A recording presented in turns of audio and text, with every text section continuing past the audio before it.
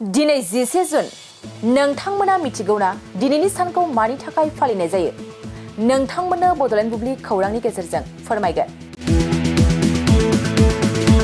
दिनैनि सानखौ national फरक्लिफ्ट safety day महरै फालिनाय जायो नेशनेल फरक्लिफ्ट सेफ्टी डेआ दिहुननाय वारहाउस लजिस्टिक आरो गुबुन दारिमिनफोरनि थाखाय खाबु होयो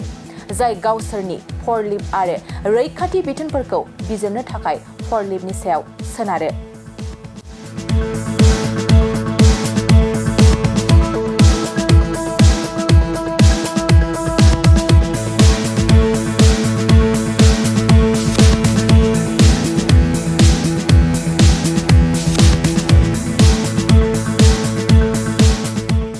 गोजोनथाव खौरां क'क्राझार सहरनि जेडी र'डजों नांजाबनाय गोजोनपुरी रयेल एनफिल्ड श'रुमनि गोजौआव थानाय सेन्ट्रेल भारत सेबक समाजजों गनायथि होजानाय आइएफआ बीएम इनस्टिट्यूट अफ पेरामेडिक्सआ नोंथांमोननो लानानै फैदों देहा जोथोन लाखिनायनि माखासे आयदा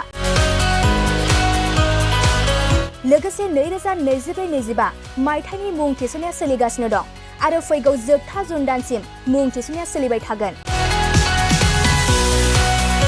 12 एबा एचएस नि उथ्रिसारनाय बिजाथि एबा फरायसाफोरा बे पेरामेडिक्सआव गावारि सोलोंथायखौ लानो हागोन क'क्राझार सहरनि गोजोनपुरी एबा गांजेमा बाजारजों नांजाबनाय आइएफआ बीएम इनस्टिट्यूट अफ पेरामेडिक्सआ नोंथांमोननि थाखाय गोदान मुं थिसननाय आयदाफोरा जाबाय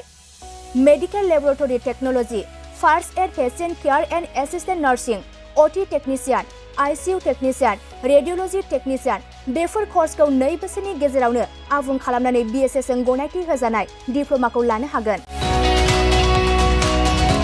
लोगोसे गासैबो डिप्ल'माखौ लानायनि उनाव सोरखारि साख्रि मोननायनि सुबिदाबो दं जुदि नोंथांमोना बेफोर कर्सनि थाखाय गोदानै मुं थिसननो गोसो दंब्ला आइएफआ बीएम इनस्टिट्यूट अफ पेरामेडिक्सनि 9395899391 एबा 9821663110 मबाइल नम्बराव थोंजों सुलाद लाहरनो हागोन